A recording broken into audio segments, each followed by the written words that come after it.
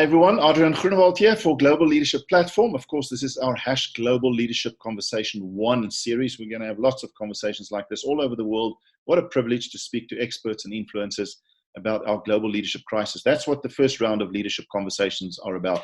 There will be other conversations coming, and I've got a very special guest all the way from the US with me.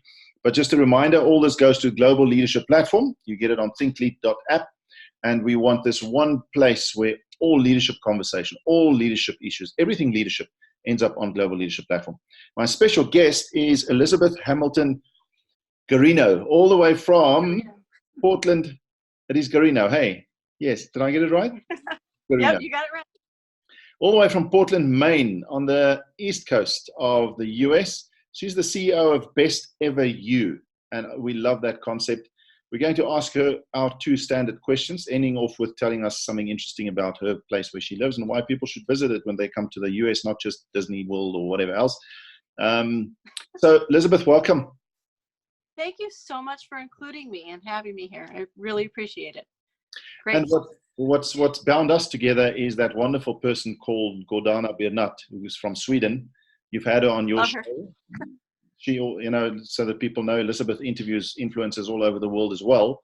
And so we have the same passion on many fronts. And we both love Gordana as well. So it's wonderful that it's an honor to be a Hay House sister with her. We both have books out through Hay House. And she's just so eloquent. I love hearing her speak and talk. So I listened to your interview a bunch of times. It was a good one. She's a special person. You can sense it. All right, Elizabeth, the two questions, but let's start with number one. I have a short conversation about it. What is the most important quality or attribute we need to develop or awaken or improve in leaders if we are going to turn around this global leadership crisis? Yeah. Well, I think it starts with us, and it starts with the individual person being their very best and percolating that energy and that best ever positive energy out into the universe itself so that we can all collaborate. I'm going to look down at my notes here a little bit, but I have a little acronym called LAIL. It's lead, action, interact, and listen. And I believe that leaders who take action and interact with compassion and really listen with compassion, kind of like everything compassion-centered, benevolence-centered, gratitude-centered, and so forth. If you lead in that regard, you bring people together in that regard as well. So I think with leadership, you have individual leadership, and you have organizational leadership. And individual is I and me, and organizational is more us and we. And so I have the saying through my own book, Percolate, it's when you percolate I, me, us, and we, you percolate peace.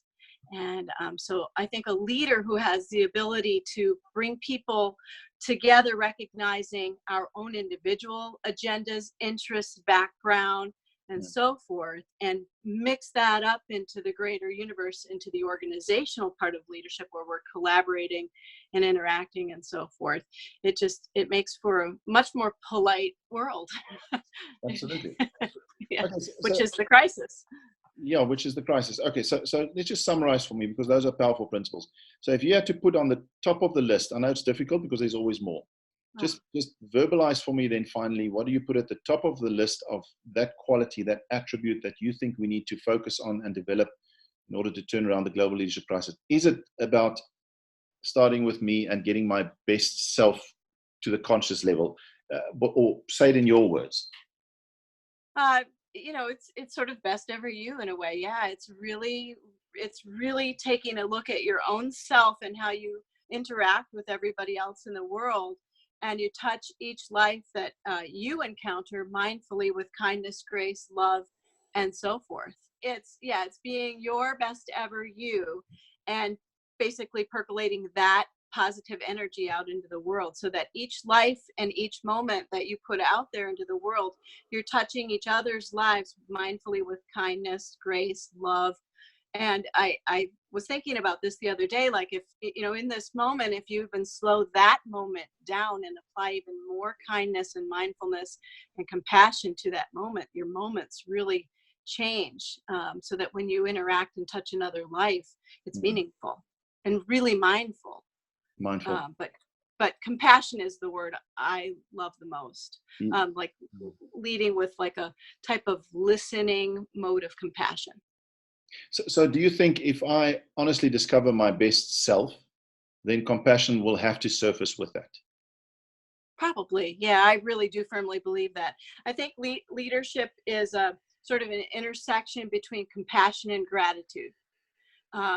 Whereas when you develop the characteristic, I don't know if characteristic is the right word, but the ability to lead with compassion and gratitude at the same time within yourself, and extracting and bringing out that best in other people, because we're all, if you really take a look at, bring 10 people together, whoever it is, just look around you and really mindfully look at other people's talents, their gifts, their uniqueness.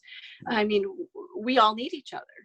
If you really think about it, we all really need each other. So it's really important, because I don't, even meeting you right here, I have no idea what's really actually going on in your life.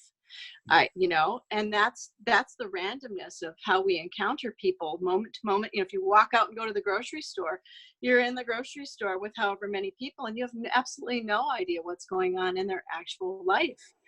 But if somebody, if you do talk to somebody, if you have that moment of even just a smile is a wonderful, lead with a smile, and you've set a different tone completely.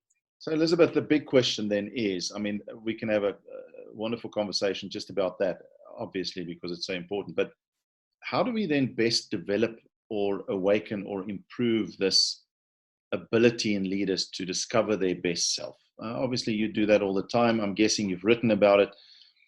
A lot of leadership programs are happening all over the world. Billions of dollars are being invested in developing leaders, but yet we still have a leadership crisis of sort.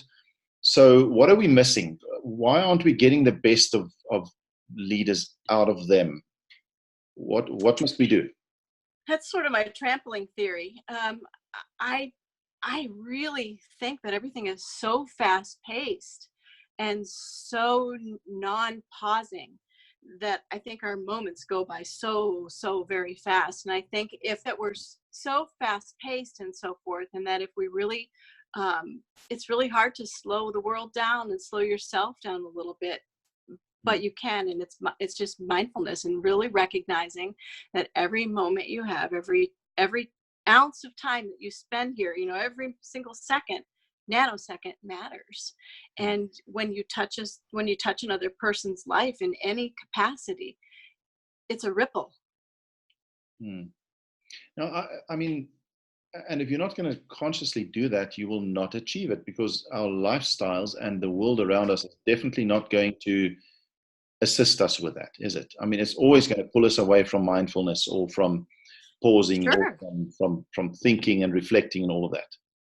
Yeah. I have a hashtag out there. It's called Tips to Be Your Best. And it's little kind of like little mindful moments. And one of the things I say, I've like a leadership 6, and I'm going to refer to my notes so I don't get it wrong. But, you can be ambitious, but not trample all over someone. You can have confidence without arrogance. You can be successful and still be humble. You can be accepted without sacrificing your values. You can be wise and still learn.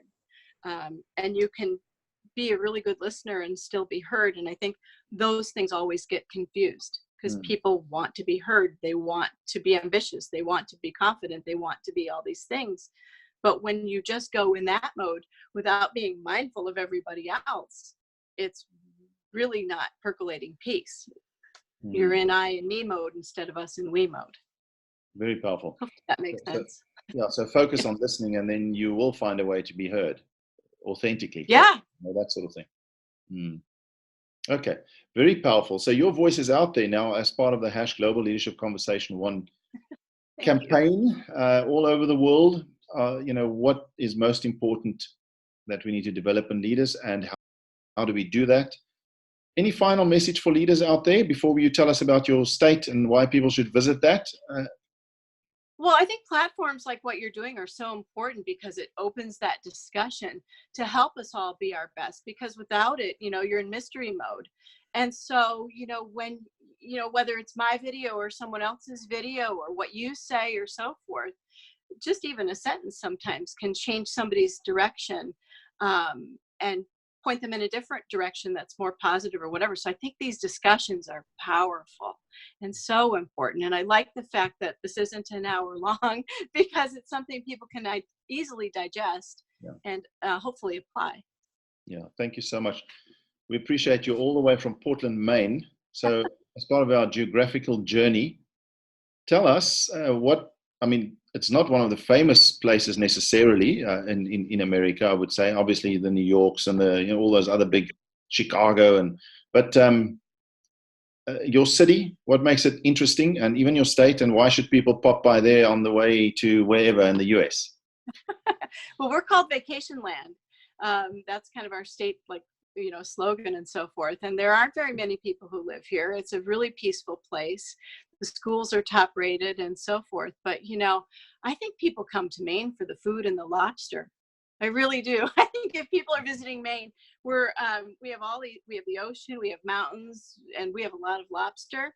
And if you come to my house, I'm a really big fan of making chocolate chip cookies. So you get that anywhere in the US. Like anonymous with the US chocolate chip cookies. Well, Elizabeth Hamilton Guarino, thank you so much.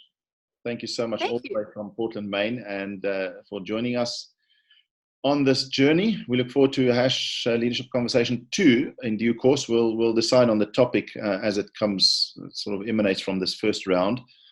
And we appreciate your time. Best ever you. Thank you. We appreciate it. I appreciate you. Thank you. We'll be in touch again soon. Thank you so much. Thank you.